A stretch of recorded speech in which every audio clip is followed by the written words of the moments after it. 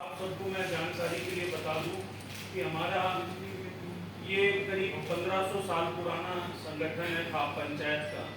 सन 623 ईस्वी के आसपास खाप पंचायत का गठन हुआ और उत्तर भारत की सबसे बड़ी खाप पंचायत है पालम 360 खाप। तो दिल्ली के जो जिस तरीके से हालात बद से बदतर होती जा रही है उसको लेकर हमने एक मुहिम चलाई है, गांव देहात बचाओ मुहिम।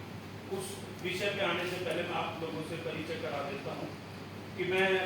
चौधरी सुरेंद्र सोलंकी, प्रधान पालम 360 खाप, और हमारे साथ में चौधरी दारा सिंह, प्रधान बवाना बावनी जो हमारे 52 गाँव के प्रधान हैं, चौधरी नरेश जी जो हमारे 96 गाँव के प्रधान हैं, लाडोसराय 96 के, और सुरेश शौकीन जी जो हमारे नांगलोई 9 गाँव जो है उसके आसपास के उनके प्रधान हैं, और हमारे रोहतास शौकीन जी जो है पीरागढ़ी गांव के प्रधान है जहाँ पर ये पंचायत। तो विषय इस प्रकार है कि जिस तरीके से मुगलों के दौर में इन गांव को यहाँ पर लाकर बसाया गया था, क्योंकि दिल्ली जो थी वो चार दीवारी के अंदर थी और जितने भी ये गांव थे रूरल के, इन सबको लाकर यहाँ बसाया गया था, चाहे वो साउथ दिल्ली के गांव हो, चाहे जमुना पार के गांव हो, चाहे भारी दिल्ली के गांव हो। और इन गांवों ने यहाँ पर करीब 1500 साल किसका इतिहास है, कभी किसी का 1400 साल का इतिहास है, और इन गांवों ने दिल्ली के डेवलपमेंट के लिए काफी योगदान दिया और दिल्ली को सुरक्षित रखने के लिए भी हमेशा लड़ाई लड़ी है, चाहे मुगलों के खिलाफ हो चाहे अंग्रेजों के खिलाफ हो। लेकिन आज के परिवेश में दिल्ली के गांवों की हालत ये हो गई कि दिल्ली के गांवों को स्लम बना दिया गया। इस समय का साथ साथ जब शहरों का शहरीकरण हुआ गांव का, तो शहरीकरण के नाम पर दिल्ली के किसी भी गांव में कोई मूलभूत सुविधा नहीं है सिवा एक सीवर की लाइन और पानी की लाइन की। अगर इस तरीके से शहरीकरण होता तो हमें ऐसा शहरीकरण नहीं चाहिए, क्योंकि शहरीकरण के नाम पर दिल्ली सरकार ने और चाहे डीडीए ने मिलकर एक एम किया कि दिल्ली की जितनी ग्राम सभा की भूमि थी उसको जो है कब्जा लिया गया, वो डीडीए के अंदर दे दी गई शहरीकरण के नाम पर। जबकि ग्राम सभा का जो कानून है, ग्राम सभा किसी कानून में नहीं लिखा कि ग्राम सभा की भूमि वो सरकारी जमीन है। ग्राम सभा की भूमि का मतलब है कि गांव की साझलात जमीन है, गांव की सबकी मिलकर वो जमीन है और उसका मालिक गांव है। और शहरीकरण के नाम पर गांव के साथ धोखा हुआ, ठगी हुई और लूट हुई। तो इस तरीके से अब आज के परिवेश में एक सबसे बड़ा मुद्दा हमारे सामने आया है कि हमारे जो गांव के अंदर 1908 के बाद आज तक लाल डोरा नहीं बढ़ा और गांव की आबादी काफी बढ़ गई है, लेकिन 1975 में कुछ गांवों का बढ़ा है, सामूहिक रूप से सभी गांवों का नहीं बढ़ाया गया। तो आज लाल डोरे में जब ये लाल डोरे का बनाया गया था तो उस टाइम पे ये कहा गया था कि गांव की जो आबादी है लाल डोरे के अंदर उस पे किसी भी तरह का कोई टैक्स नहीं लगेगा। लेकिन हम समय समय पर मांग करते रहे कि लाल डोरे का विस्तार किया जाए, कम से कम जो गांव के आसपास की आबादी है उसी को एक्सटेंडेड लाल डोरा घोषित कर दिया जाए, वो भी आज तक नहीं हुआ। और अब सबसे बड़ा ये है कि दिल्ली के अंदर गांव के अंदर जो पहले से नहीं था, हाउस टैक्स के नोटिस लगातार भेजने शुरू कर दिए गए। एक गंभीर मुद्दा है, जब हमारी जमीनें ले ली गई, कोड़ियों के भाव ले ली गई, हमारे से जो है हमने डेवलपमेंट के नाम पर दे दी गई, फिर उसके बावजूद भी हमारे ऊपर आक्रमण हो रहा है, तो ये आक्रमण अब हम लोग नहीं सहेंगे। और साथ साथ एक मुद्दा और था कि जिस तरीके से अंग्रेजों के समय में कानून बनाए गए वही कानून आज तक लागू है, वही जो है चालू है। जिस तरीके से सेक्शन 81 आप सबको मालूम है, सेक्शन 33, सेक्शन 81 की वॉयलेंस कहती है कि जो भी व्यक्ति ने अगर अपने गांव के पास खेत में अगर मकान बना दे तो वहां पर सेक्शन 81 लगा दी जाती है। सेक्शन 81 का कई बार सरकारों ने दावा किया कि हमने हटा ली गई, लेकिन आज भी पुराने मुकदमे आज तक हैं जिससे ग्रामीणों को काफी नुकसान होता है। जिसका एक मैं कह दूं आपके माध्यम से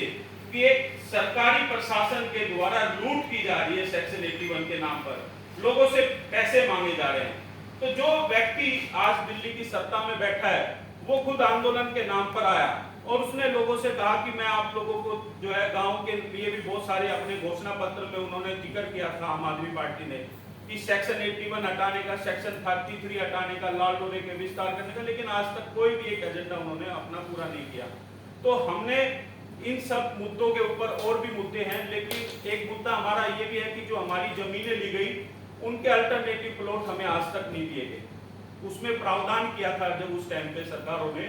कि अगर आपकी जमीन लेंगे तो हम आपको एक प्लॉट देंगे जिसकी कीमत लेंगे आपसे, हम उसके लिए भी एग्री थे, लेकिन वो प्लॉट भी हमारे रोक दिए गए। साथ साथ हमारे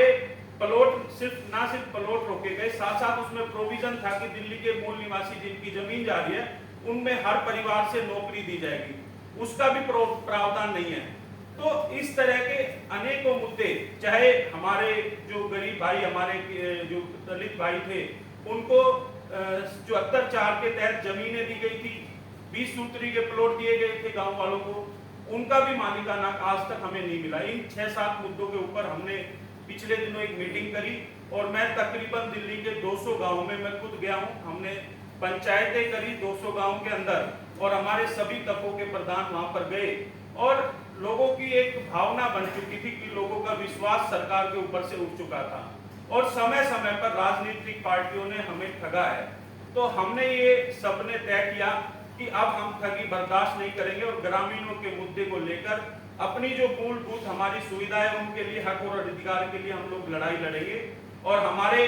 जो पुराना संगठन है, हमारा जो खाप पंचायत का संगठन है, जो सबसे मजबूत और सबसे पुराना संगठन है, उसी के बैनर पर हम ये लड़ाई लड़ेंगे। इसमें किसी तरह की राजनीतिक लोगों की या राजनीतिक व्यक्ति की हम एंट्री नहीं होने देंगे। जो भी आएगा एक साधारण व्यक्ति के रूप में आए और अपनी बात रखे, लेकिन राजनीति इसके बीच में बिल्कुल आड़े हाथ नहीं आएगी। हमने आने वाली 3 तारीख को एक महापंचायत का आयोजन किया है और उसमें मुझे लगता है कि जिस तरीके से मैं 200 गांव के अंदर गया और जिस तरीके से सभा हुई, लोगों में काफी रोष भी था, लेकिन जब मैंने सारी बातें बताई तो उनके अंदर एक जोश भी दिखा कि वो सब लोग वहां पर पहुंचेंगे और भारी तादाद में दिल्ली की एक ऐतिहासिक महापंचायत होने जा रही है 3 तारीख को, और जिसमें हम अपने हक और अधिकार की लड़ाई आखिरी दम तक लड़ेंगे। इनके साथ बिल्कुल भी कोई समझौता नहीं किया जाएगा। अगर आप लोगों का कोई सवाल हो तो आप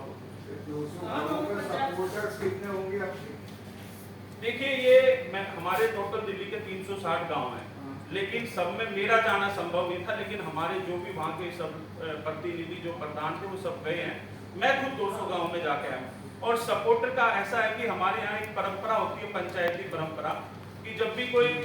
हम लोग जाते हैं, हमारे जो 12 गांव के, 17 गांव के, 52 के, 96 के प्रधान जाएंगे तो गांव इकट्ठा होगा और गांव के सामने बात रखी जाएगी। तो तकरीबन हर गांव के अंदर किसी में 500 लोग इकट्ठा हुए, किसी में 1000 इकट्ठा हुए, किसी में 200 भी इकट्ठा हुए। तो एक भारी तादाद में लोग इकट्ठा हुए, भारी तादाद में 3 तारीख को आपको नजर आएगा। ये 3 तारीख को पीरागढ़ी के अंदर बाबा सिद्धनाथ मंदिर है, उसके सामने पार्क है, वहीं पर रखी है।